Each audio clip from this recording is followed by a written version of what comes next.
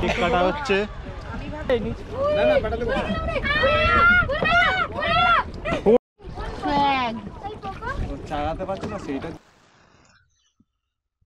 হাতে 2 দিন 1 রাতের ছুটি থাকলে কলকাতা থেকে 250 কিলোমিটার পূর্ব দিকে বাঁকুড়া জেলার মুকুটমণিপুরে অবশ্যই চলে আসুন এবং সাথে রাখুন আরেকটি জায়গা ঝিলিমিলি।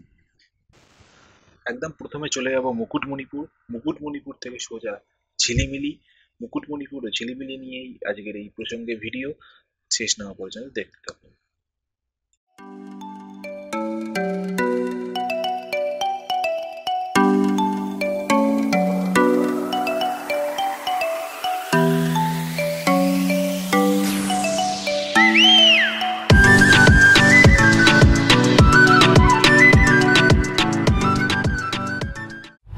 এবার দেখে নেওয়া যাক মুকুটমণিপুর জায়গাটি ঠিক কোথায় অবস্থিত। কলকাতার একদম পূর্ব দিকে বাঁকুড়া জেলার খাতড়া সমষ্টি উন্নয়ন ব্লকের একটি ছোট গ্রাম হচ্ছে মুকুটমণিপুর, যার দক্ষিণ দিক দিয়ে বয়ে গিয়েছে কুমারী নদী এবং উত্তর দিক দিয়ে বয়ে গিয়েছে কংসাবতী নদী। কংসাবতী আর কুমারীর এই সংযোগস্থলেই রয়েছে এই পর্যটন কেন্দ্র মুকুটমণিপুর। মুকুটমণিপুরের মুখ্য এবং প্রধান আকর্ষণ হচ্ছে Mukutmanipur dam.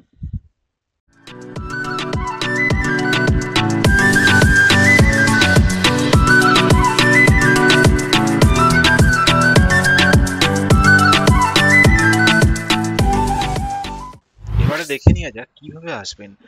Howrah Santragachi railway station থেকে ভোর ভোর ধরে নিন 6:25-এর রূপসী বাংলা, আর রূপসী বাংলায় চলে আসুন বাঁকুড়া রেলওয়ে স্টেশনে। তারপর বাঁকুড়া থেকে গাড়ি ভাড়া করে চলে আসুন মুকুটমণিপুর, অথবা ভাড়া করা গাড়ি বা নিজস্ব 4 হুইলার বা 2 হুইলারে চলে আসুন মুকুটমণিপুর। পার্কিং এর এখানে সুব্যবস্থা আছে। এবার জেনে নেওয়া যাক কিছু ইতিহাস। 1956 সালে খাতড়া শহর থেকে 12 কিলোমিটার দূরে মুকুটমণিপুরে একটি বিশালাকার জলাধার প্রকল্প গৃহীত হয়। তৎকালীন মুখ্যমন্ত্রী ডক্টর বিধানচন্দ্র রায়ের পরিকল্পনা অনুসারে বাঁকুড়া, পুরুলিয়া, পশ্চিম মেদিনীপুর ও হুগলি জেলার প্রায় 8,000 বর্গ কিলোমিটার এলাকায় জলসেচের জন্য এই কংসাবতী প্রকল্পটি গৃহীত হয়। বর্তমান মুখ্যমন্ত্রী মমতা ব্যানার্জির তত্ত্বাবধানে এই জায়গাটি আরও নতুন রূপে সেজে উঠেছে। এই জলাধারটিতে 40 মিনিট নৌকা বিহারের জন্য মাথাপিছু 50 টাকা করে লাগবে।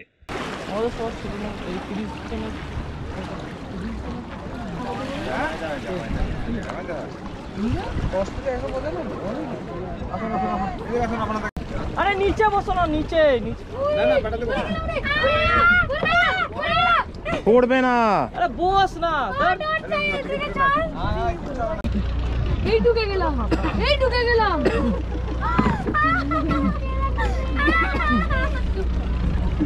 মাছ পড়া ডুবে গেল, আরই দম দিতে পারবো না।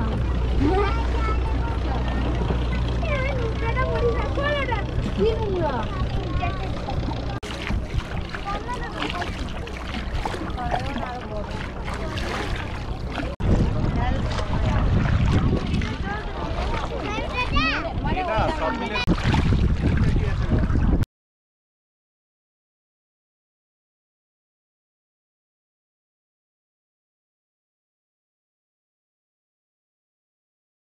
এই বাঁকুড়া জেলায় বনভোজনের জন্য সকলের পছন্দের জায়গা হচ্ছে এই মুকুটমণিপুর।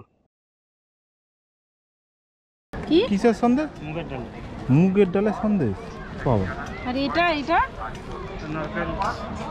আচ্ছা, হোমমেড মিষ্টি। মুকুটমণিপুরে জলাধারটির ঠিক উল্টো দিকে একটি পাহাড় রয়েছে, ঘুরে আসতে পারেন, অবশ্যই ভালো লাগবে।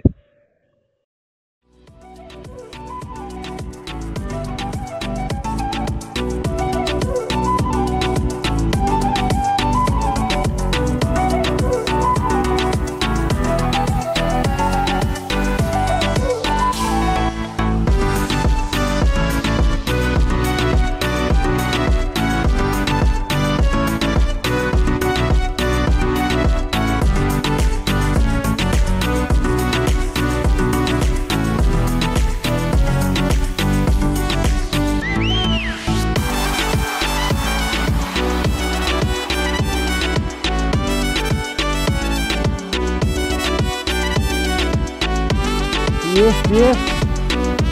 Stop.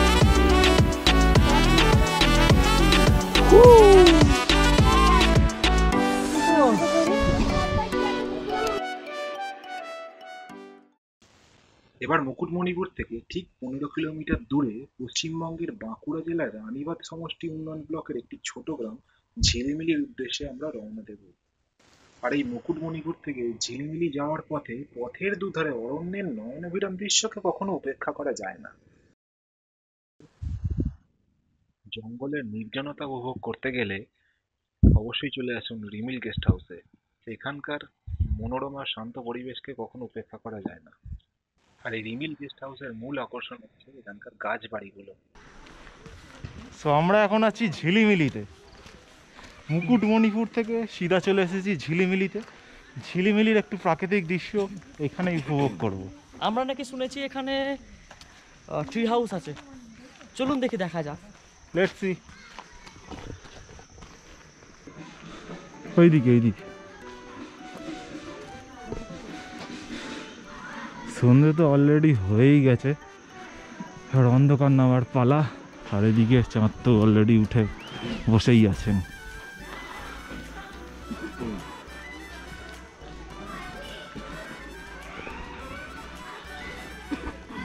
মাস্কটা বোধহয় একটু খোলা দরকার, মাস্কের ভেতর দিয়ে একটু অন্যরকম সাউন্ড বেরোচ্ছে, সরি ফর দ্যাট।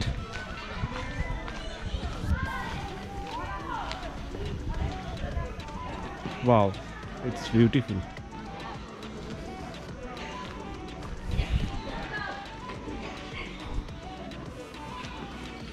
আর এই বোর্ডে দেওয়া আছে কিছু ইনফরমেশন।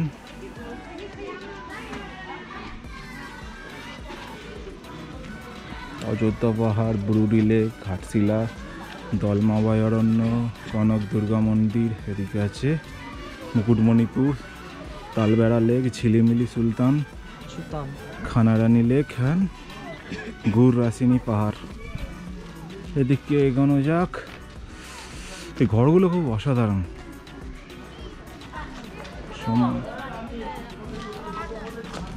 ঢালটা একদম এদিকে এগিয়ে গেছে। বাহ, একটু ঠান্ডা ঠান্ডা হাওয়া আসছে।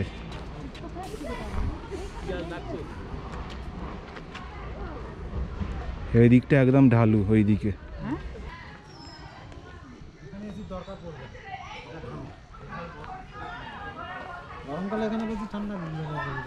জঙ্গলের নিচে একটা পোস্টের নিচে দাঁড়িয়ে আছি। ভেরি ভেরি ব্যাড লাক, খুব লেটে আসা হয়েছে, no way to take any video. যাই হোক, বেসিক্যালি এটা একটা রিসর্ট, তো গাছগাছালি ঘেরা, পাহাড় ঘেরা একটা সুন্দর জায়গা।